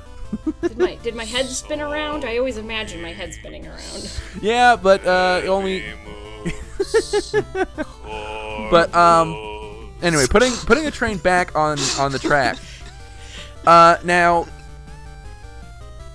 When I look back at least the American television culture back in the early 90s when Sailor Moon was first brought over here, I almost kind of get the feeling that bringing Sailor Moon over to America was almost kind of like a great experiment. Just like, okay, well, let's throw this at the wall and see if it sticks. Because there weren't a whole lot of shows, at least that I can recall, with this premise geared to a younger female audience. Especially not ones that got played on Saturday morning cartoons, because like I think back to Saturday morning cartoons in the 90s. I think like X-Men, Spider-Man, Batman, Superman, things that enjoyable but geared more towards a male audience. And I can't recall anything similar to Sailor Moon being around at that time, or at least not something that wasn't so horrendously overdone and cheesy. So do you think? I think a lot of the cartoons that were over here that were... Okay, first off, there weren't really action series for girls starring girls. There wasn't a lot around. I mean, you've got She-Ra, but She-Ra was like a spin-off of He-Man, so how much does that really count? Whereas Sailor Moon kind of came over and it was an action series, and it had plot, and it had developed characters, even though it had its monsters of the day, and that was kind of BS-y, but it was a good series that introduced girls to power. Like, this was girls who had superpowers, and their whole lives weren't overshadowed by men. And I don't think there was really anything else like that. There wasn't. I'm probably sure, I don't know this for a fact, this is just me being a theory, they probably picked this show up because they looked around and said, hey, there's nothing like this. There's a market for this. And then brought it over and ta-da. Well, I always suspected that it was a couple of factors that influenced them bringing it over here. Correct me if I'm wrong, but didn't Sailor Moon start showing in America not too long after Power Rangers did, or close to the same time? Around about the same time, yeah. Actually, my earliest memory of Sailor Moon in America was actually the toy commercials. Yeah, I remember those too, actually. Which if you've never seen the Sailor Moon toys, look up the Robot Chicken sketch that used them. Yeah, that was my first exposure to it too, come to think on it. I always suspected that at least one of the influences on it coming over here was its sheer popularity in Japan. I mean, that's not a guarantee of success on this side of the world, and even especially back then. But I imagine somebody saw that it was really popular, checked it out, saw that it was fairly innocuous, you know. We can cut that. We can censor that. We can make that character a girl. We can Oh, the not that bastardization. I'm pointing out any specific changes, but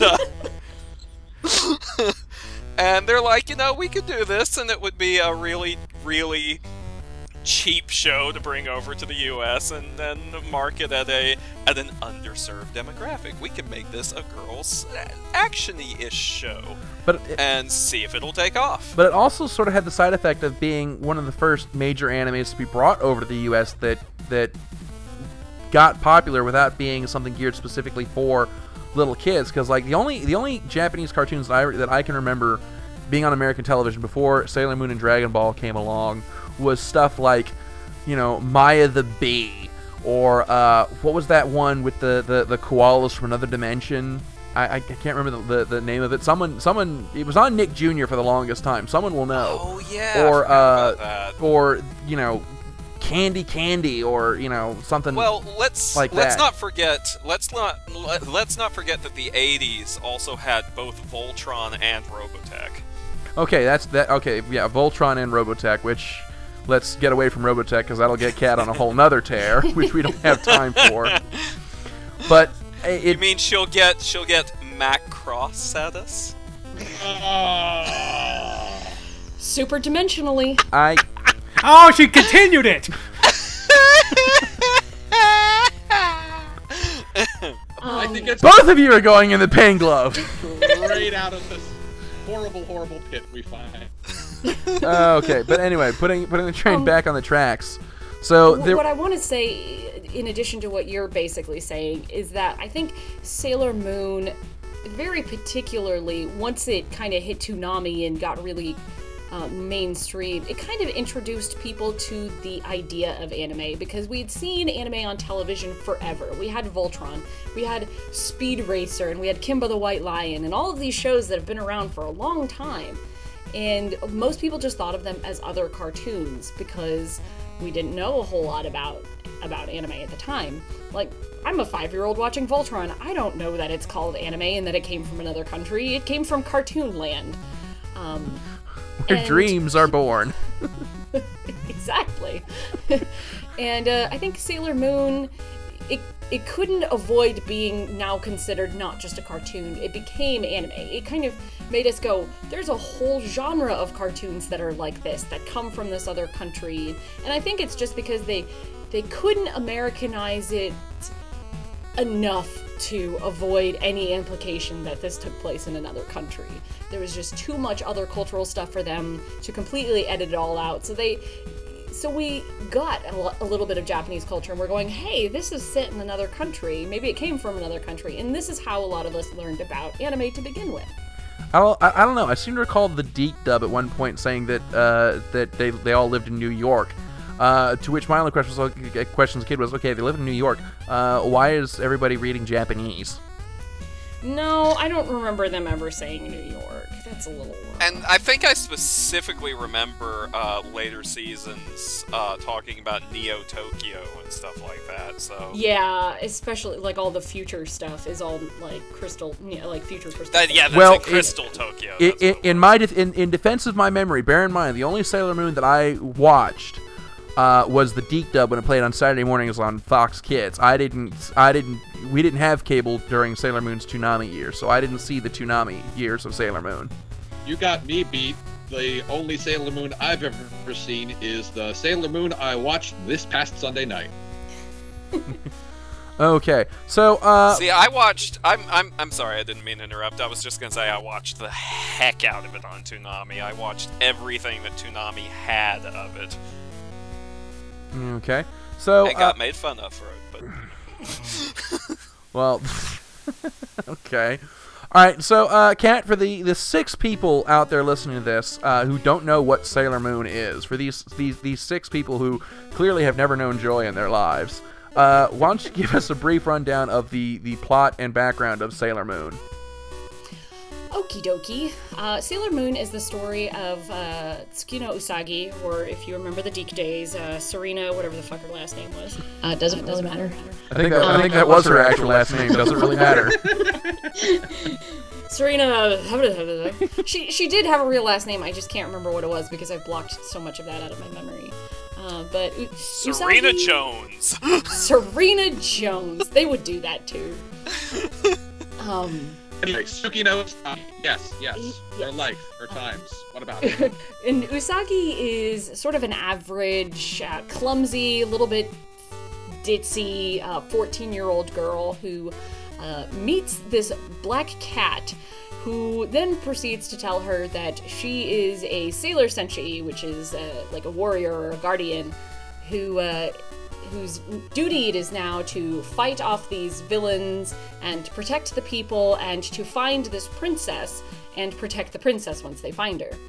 And so she pretty quickly gathers other Sailor Senshi, befriends everybody, and she falls in love pretty damn immediately with Tuxedo Mask, who is this caped, masked thief who is looking for the silver crystal, which is also, incidentally, what the bad guys are looking for. So they don't really know anything about him except that he's dreamy. And then you have this group of bad guys who are stealing the energy from humans to power some greater evil, and they're looking for the silver crystal. For whatever devious purposes. It all ends with world domination. And that's pretty much the show. The first series of it, just the regular Sailor Moon, is very monster of the day. Here we get an ally, here we fight a monster. Here we get another ally, here we fight another monster. Until you get a good chunk into the series, and then you find out that Sailor Moon was the princess they were looking for the whole time.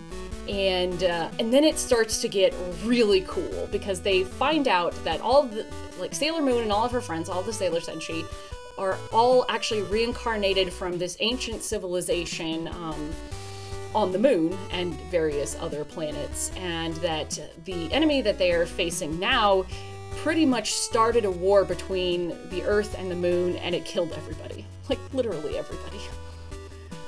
And it gets really, really interesting, and probably doesn't ever get quite that interesting ever again, but really, really neat story. Really, really cool shit. But that's the basic gist of it. The one particular thing that struck me about the series, especially at the tender young age that I was watching the series, was there's actually a body count to this first series. Yeah. I don't think there's a single person left standing at the end of it until the big resurrection happens. Yeah, they do that occasionally in this show. At least twice they kill off almost every character and bring them back through Deus Ex Machina. But yeah, the very first season, basically everybody dies. At least once. And then Usagi uses the power of the Silver Crystal to basically bring everybody back. The other thing that struck me was how much the bad guys' uniforms look like Imperial officer uniforms from Star Wars. Yeah, you gotta give it to that first season. They looked really militaristic. Okay. All right. There was another direction I want to go with this. Okay. All right. All right. Now, you mentioned some of the things that had to get changed over in bringing the series to America, some of which caused some heated fan debate even today. So what's that about? Okay, so first off, they made some very odd decisions when they animated the series to begin with. The main point, which we're going to talk about very briefly, is Zoisite. Because I guess they really just needed more characterization out of the, well, we call them the four generals, but they're the four kings of heaven, the Shiteno, who are the uniformed bad guys from season 1. And so for some odd reason, they decided that Zoisite and Kunzite were going to be gay. Like, I don't know why they decided this, because generally those guys can't really stand each other. And so obviously when that came over, they couldn't put these gay guys on screen. And Zoisite was already really girly looking anyway, so they just decided to change Zoisite over to being a female, which worked out okay. But very, very, like, this is a problem. They shouldn't have had this problem to begin with. This is what kills me about the original anime series. This was never anything that ever happened in the manga. But, yeah, so that changed. And then, of course, after you have the gays, you have to have the lesbians, which is Sailor Uranus and Sailor Neptune, who are very much in love with each other and aren't very... shy about it. Yeah, they're not really shy about it. And of course, couldn't have lesbians on TV either, so they were changed over to be cousins. They refer to each other as cousins, and then they stare lovingly into their cousin's eyes, and that kind of makes it even worse. I was gonna say, Kind of. That helps. Although I'll bet that aspect of the series was a hit in West Virginia. It's funny because the South. I'm wondering if, like, there was, like, a producer or whatever just like, all right, we've made these changes. They watch an episode. Oh God. What? And it's already in the can. What have we done? I think they must have licensed the show without watching all of it, and then they got through certain parts of it, and they're like, the what? Wait, what? Oh my God, what have we done? There's also... Oh, go ahead. No, I was gonna say that reminds me of Disney's licensing deal with Ghibli, and then Pompoko comes along. No, it reminds me of that Fox Kids version of Escaflowne that they ran on broadcast TV back in the day that suddenly mysteriously disappeared right around the midpoint. We do not speak of dubbed Escaflowne. For good reason. Okay. We ignore its existence. Anyway, let's see what else got changed over. Obviously, they changed over everybody's names, and they edited out a lot of Japanese cultural things and changed them to be more American things, which at the time it was understandable because nobody knew a damn thing about anime, and they weren't going to relate to characters if they couldn't understand how to say their names or stuff like that. They probably, I don't know how much. There's one change. Because some of this stuff is farther back in my memory. Was in the middle of a sentence. I think his connection lagged. Okay. Yeah, I'm sorry. I started asking that question like way earlier. I'm sorry. Anyway, what I was gonna say was they had to have taken out a deal of violence because it is not a bloodless show. Even though by comparison to the manga it is tamer in a lot of those respects, they have to have taken out some violence and some nudity because this goes back to a cultural differences, but there's like hot springs episodes that didn't even air and beach episodes that didn't even air because these are 14-year-olds in bikinis and naked 14-year-olds, and huge cultural differences had to be completely removed. Okay, now I gotta ask a question. There's long been rumors swirling around that I've heard multiple times that the transformation sequences in America are different from what they were in Japan. That in Japan, in the transformation sequences, they were just straight up naked. They replaced it, when they brought it over to America, they replaced it with that damn chroma key static background against moving object thing that gives me a fucking headache every time I look at it. There's not specifically nudity. It's sort of just like tasteful, I don't know about tasteful, but nothing, you don't see anything really. You just get a flash of the panties from Jupiter and that's really it. Okay. So the chroma key thing is there from day one then. Okay. Yeah. They do have different background music for those, but yeah. Yeah, I noticed when I was... Because after I watched the new episode of Crystal on Hulu, I saw that they had the original series, and I went ahead and watched the first episode of the original series just to see how it compared. And I did notice that almost all of the background music was different. In every part of it. I also noticed that there was a bit in the big fight at the end of the first episode that I sincerely do not remember from the Deke Americanized version of it, where a mind-controlled zombie comes after Sailor Moon with a broken bottle. I was like, jeez, this just got real. The first episode of Sailor Moon Crystal, which I guess we can go ahead and address since it's been brought up, is almost page for page and panel for panel from the first couple chapters of the manga. It actually looks exactly like the first chapter, pretty much to a T. Okay, so let's all right. So yeah, we pretty much talked about the series, everything we can say about the franchise overall. So let's start talking about the first episode of Crystal specifically. So, Kat, why don't you give us a brief rundown of what happens in this episode for the two people who haven't seen it, because they live in a community that does not get Hulu. The poor sods. Well, it goes pretty much exactly the same way the original series went, and the same way the manga goes. We're introduced to the character of Usagi, who right off the bat shows us that she's clumsy and a little bit ditzy.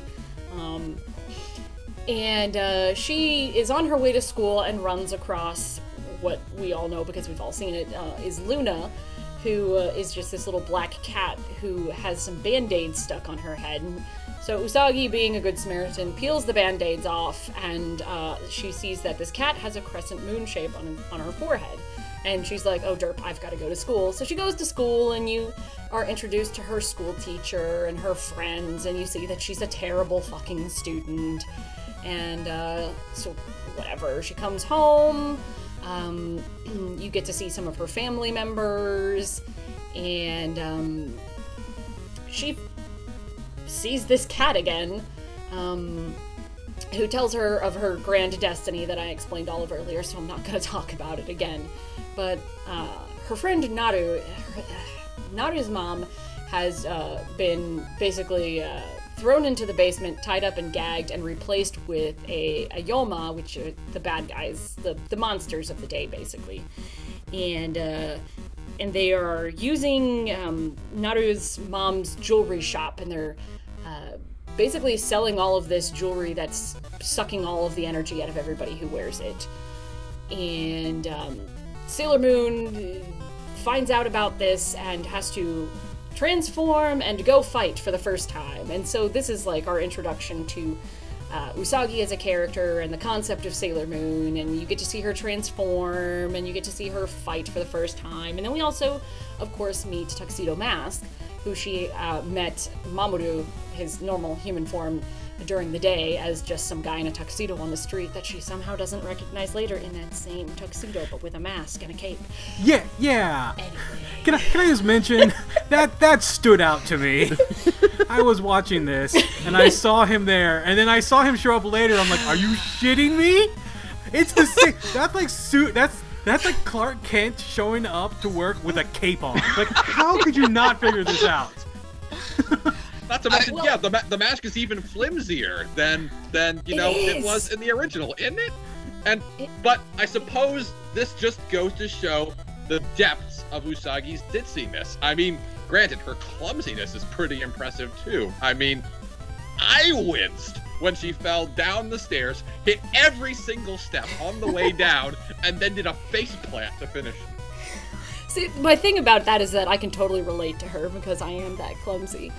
But there's always been theories about why doesn't anybody recognize any of the Sailor Senshi or Tuxedo Mask, because their disguises are not disguises. They're just almost the exact same outfit but with shiny things. Especially for Usagi, because Usagi is a blonde girl in Japan who wears dumplings in her hair, and literally nobody else in this whole fucking series except people who are related to her wear their hair like this. How do people not recognize that it's her? And there's theories that there's like some sort of like glamour that takes effect that prevents people from realizing it or making the connection. I remember would pretty much be necessary, because it's not like those dumplings are unobtrusive either. I mean, in this episode, they light up. They light up and beep. And That's how she knows her friend is in trouble. And they never do that again. But I think this was actually lampshaded in an episode of the Geek dub that focused on Sailor Mercury. She winds up rescuing someone that she knows from school, and he keeps calling her by her real name. And finally, she gets fed up and just goes, "Okay, what the hell makes you think my name is Amy?" And the guy just kind of rolls his eyes and goes, "Okay, fine, Sailor Mercury." You know, it's funny. I remember a different, like, semi-lampshading thing that happened right when the 5 of them finally got together. Because if I remember correctly, Sailor Venus was actually the last one to join the group, right? Despite being the first one active. Yeah, despite being the first one active, she was the last one to join the team.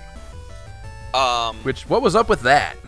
Well, I can explain that, but let him finish. Yeah, but I remember they all agreed to meet up with her at like a public place to hang out, and she came in her regular guise, and she's in her regular outfit. She's like, "Hey, it's me," and they're like, "It is? Why didn't we recognize you?" And she just said, "Oh, we look different when we're transformed," and they never brought it up again.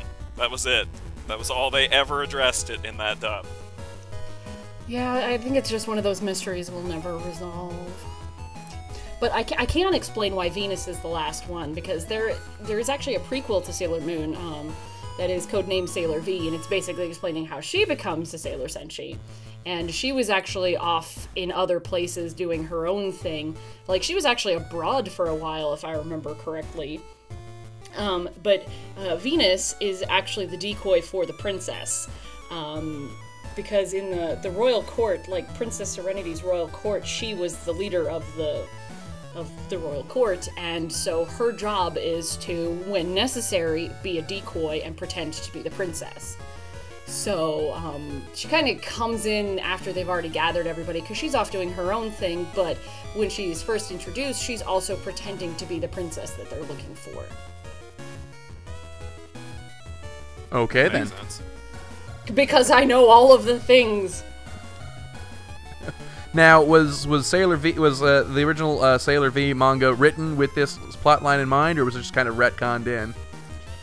I don't know about the princess part, but they did write codename Sailor V with the intention of making like a full series afterward.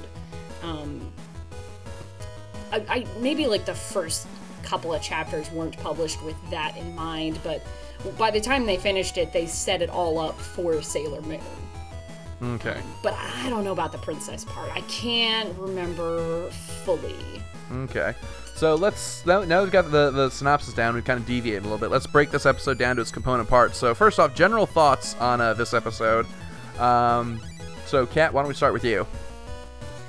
Well, it's kind of hard, as long as they're going panel by panel of the manga, for them to fuck it up and make it something that the fans don't want.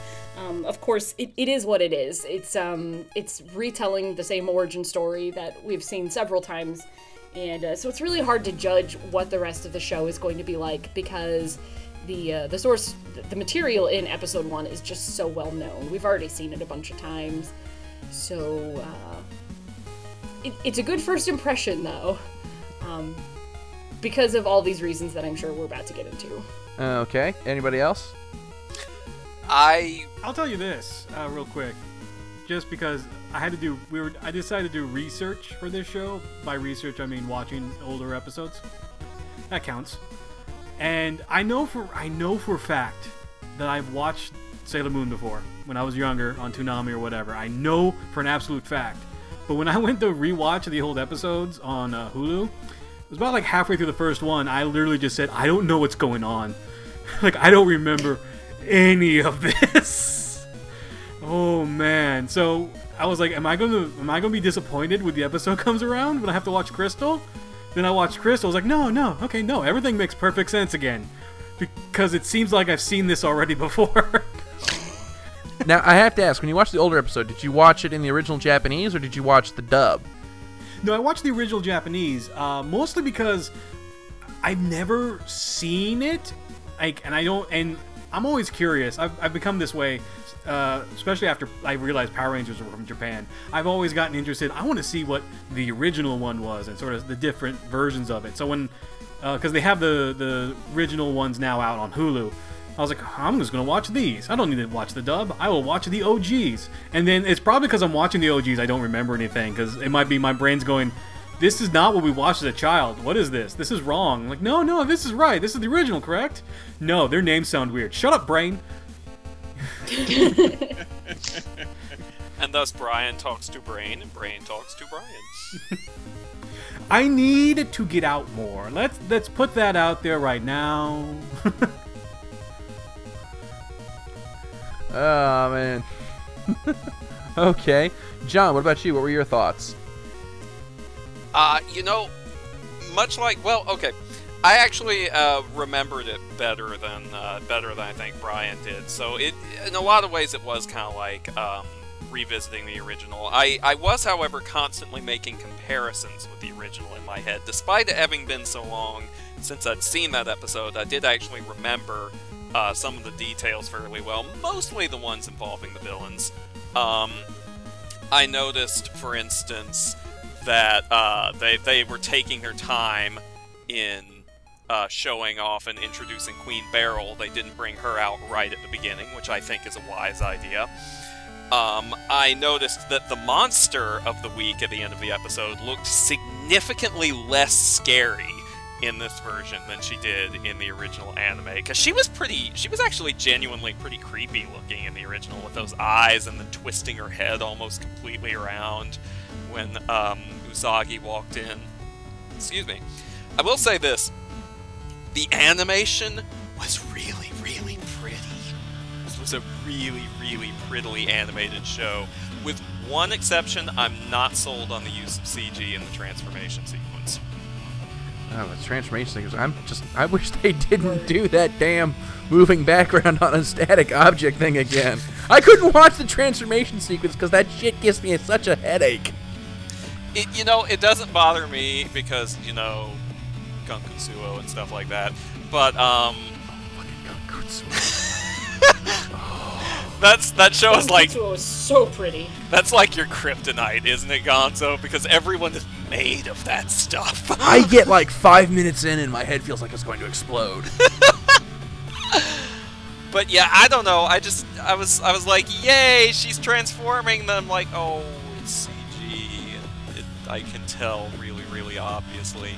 And it was especially bad on her hair. I'll say that much. Those lengthy ponytails, just the way they moved, just no.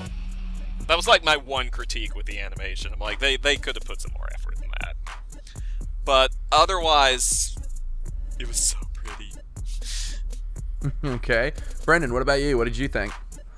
Well, the show as a whole, pretty good, coming from the perspective of somebody who actually didn't watch Sailor Moon as a child growing up, but who got into anime, as a teenager. I looked at this and, it had its high points. It did. There were moments where I was laughing out loud, but for the most part, I mean, I'm just like thinking to myself, typical cookie cutter magical girl anime. And then I remember that Sailor Moon is the anime that introduced most of these tropes to American audiences, if not pioneered them outright. So there's a reason all this feels familiar, because it's supposed to be, right? I mean, I don't know. I thought it was an okay episode, as you all have also said, very, very, very pretty. And, I mean, not great, but there's only room to go. There's no place to go but up, I suppose is what I'm trying to say.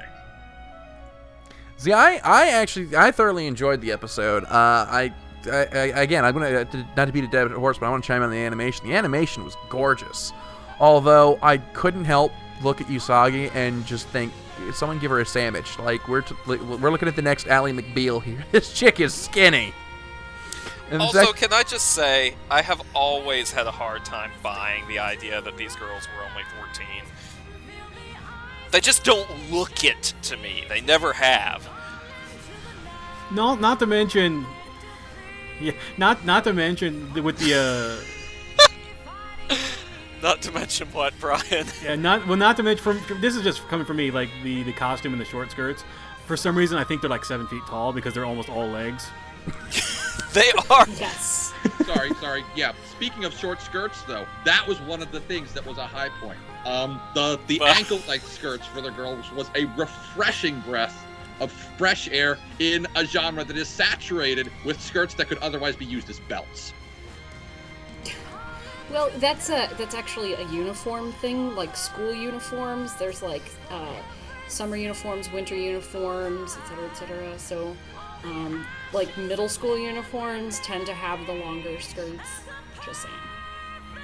Thank you for pointing that out. This was something I was not aware of previously.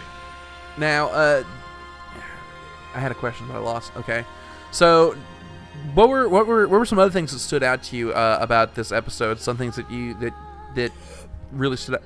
Kat, were you about to say something, or were you about to have a heart attack? Ooh. I think both. Me. Call on me.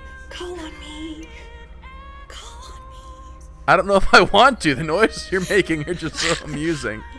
But no, Kat, what was something that stood out to you on this episode?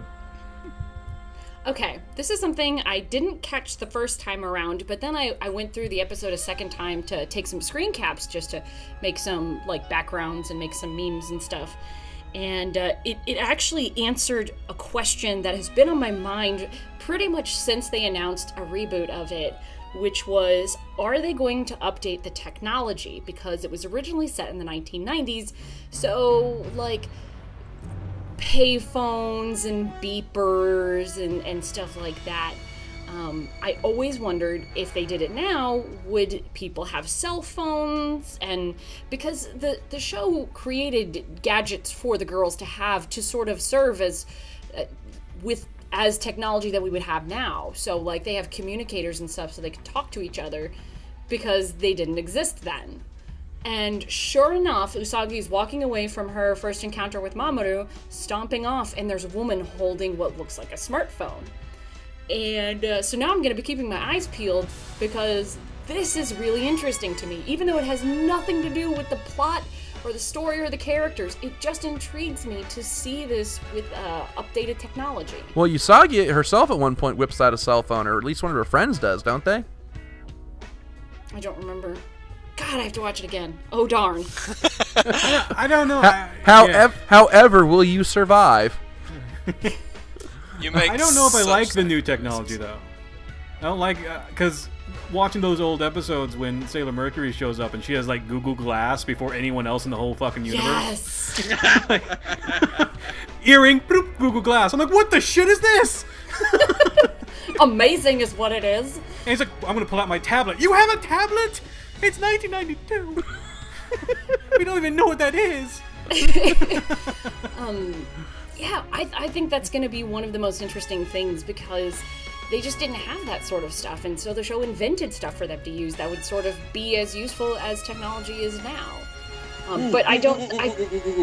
Something to watch for going forward. What if we have a new villain that uses all that technology?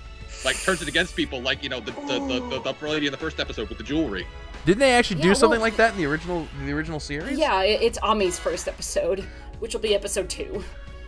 When they use computers to drain people's energy at cram school. So we won't have very long to wait, will we? Exactly. And now we'll see if they're going to have, like, flat screens for their computers or if they're going to have big monitors or what. Oh, this is really interesting to me for no reason at all. Damn it, now I need to watch the next episode, too. I'd say it's a very good... I'd say it's a very good reason to be interested in it because, you know... You say that this doesn't have anything to do with the plot and the characters, but, you know, the omnipresence of cellular technology these days has really impacted society in so many ways that I would argue it actually does, in fact, have a pretty sizable impact on the characters. I'm just waiting for the episode where they figure out that Serena's the princess and Queen Beryl goes, okay, how are we going to find her? Oh, what's her address? Google Maps! By the way, on the subject of Queen Beryl, this was what I accidentally interrupted you with earlier. So maybe you know the answer to this, Kat. I don't know. This is one of those great mysteries that's always stood out to me as particularly weird about the English version of the dub, and I had assumed for a long time this was the case in the Japanese version.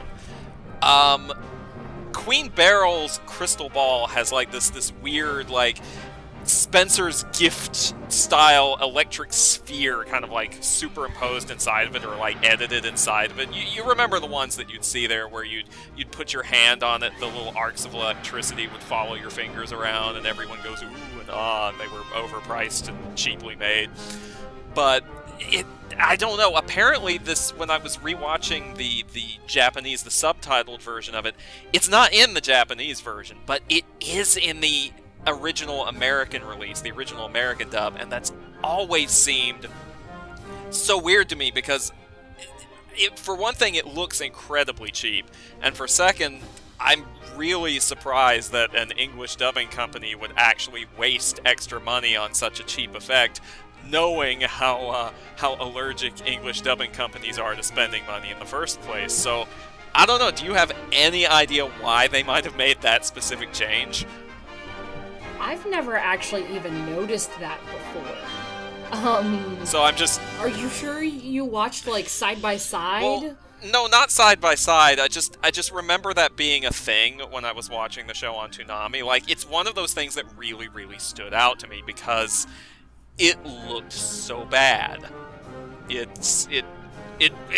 know, I'm one of those people who notices things that don't look right when they're really off. Like, I don't know, when I was working at a theater, a friend and I went to see a movie, and I noticed that there was like 1 pixel practically on the screen, on the projector, that was like burned out, and I'm like, hey, pointing it out to one of the other ushers, I'm like, did you notice that 1 pixel is out? And they're like, no, but I will not be able to stop noticing it now. No, I've never noticed that before. I'll have to actually look into it now, because now I'm kind of curious. Yeah, it's so strange to me. I don't know. It was just a weird little nitpick I've had for years. Okay, now I have a question that's bothered me for a while, and then after this we're going to start wrapping things up here, because we got kind of a thunderstorm going here that could knock this whole thing out at any time. But I've always wondered, we've got Sailor Mercury, Venus, Mars, Jupiter, all these different Sailor Senshi. Where's Sailor Earth? That's a really good question, because I don't think there is one. I think it seems like each planet sort of has its warrior, and it's just that almost all of them are girls, except on Earth, it's Mamoru. So I think if Mamoru had been born a girl, he would be a Sailor Senshi, but it's a dude, so he's not. Okay. So that's why he walks around with a tuxedo? In broad daylight? With a mask, and a top hat, and a cape. Mask, top hat, and cape. It's very important to remember that he's dapper as fuck. Okay. All right, so let's start wrap things up here with our final general thoughts on Sailor Moon Crystal and where we'd like to kind of see this go. So, Kat, let's start with you. Okay, I'm really excited with Sailor Moon Crystal. It's a great opportunity for them to sort of reinvigorate the fandom. I'm a little concerned about Usagi's sort of like wall-eyed stare. She doesn't have any fucking expression out of her eyes. All of her facial expression is from everything but her eyes. But other than that, I think everything looks really good. It's shaping up to be just a totally gorgeous version of Sailor Moon that the fans have always wanted and rightfully deserve.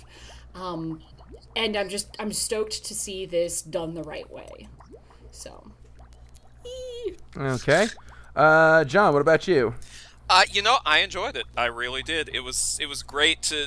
Because, like I said, I'm mostly familiar with the Deke dub, and I know a few of the differences between the Deke and the original, and even less of the differences I know between the manga and the original Japanese anime. But it's great to be kind of getting into it, getting to see how it's... getting to see it a bit more authentically, and kind of relive the whole thing, you know? So, I'm going to keep watching. I'm enjoying what I've seen so far. I do, now that Kat pointed it out, I could do with Serena being a little bit less wall-eyed, but, you know, excuse me, not Serena, Usagi. A thousand apologies, Kat. Pain glove! Oh, well, at least you didn't tiara boomerang me. But, yeah, I'm gonna keep watching it. I'm looking forward to seeing where it's gonna go. I'm looking forward to Beryl's introduction, because I always loved her, because I always go for the villains. So yeah, I'm down with this. Okay, Brendan, what about you? Final thoughts on Sailor Moon Crystal? Well, again, for however many times this is I've said it this episode, I haven't seen the original, so I don't really have a basis for comparison.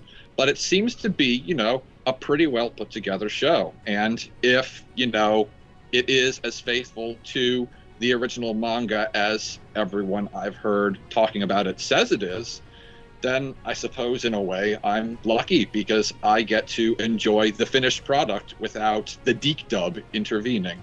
Aside from that, I suppose here's a reason for me to actually go use Crunchyroll, or use it for all the other things I should have been using it before for. Well, the whole thing's on Hulu now too. So the whole show? Yeah. Not the whole Sailor Moon Crystal. Well, not yet. Anyway. You mean the original? Oh, yeah. And the original one, they don't have them all up yet. They do them every week. Yeah, Okay. It's not all up yet. But give They're it stretching time. this one out. Yeah. Brian, what about you? Final thoughts? Apparently, like I said, I forgot about the whole show when I was rewatching the original. But to see sort of a franchise get revitalized and seeing a lot of fans seem very excited about it, you can't help but feel excited about it as well. So I hope it is a success for everyone. And you never know, this could bring in even more people into anime and Sailor Moon, so that's always a good. Thumbs up and thumbs up. All right. And for my final thoughts, I'm looking forward to seeing where this goes. I remember very little of the geek dub, so I guess I'm going into this kind of unspoiled. But yeah, I think I'm going to follow this at least for season 2, see where it goes. And yeah. So that's all the time that we really have for Nerd of the Third Party this week. As I'm speaking, there's a huge thunderstorm rolling right over the studio, so we need to kind of get out of here before the whole building is reduced to a flaming cinder. So yeah, thank you as always for tuning in. We'll see you next week. As always, I'm Dr. Gonzo. I'm the cat. I'm Brian. I'm the Blast Seeker. And I'm Sailor John. All right, we'll see you next week. Taka, play us out.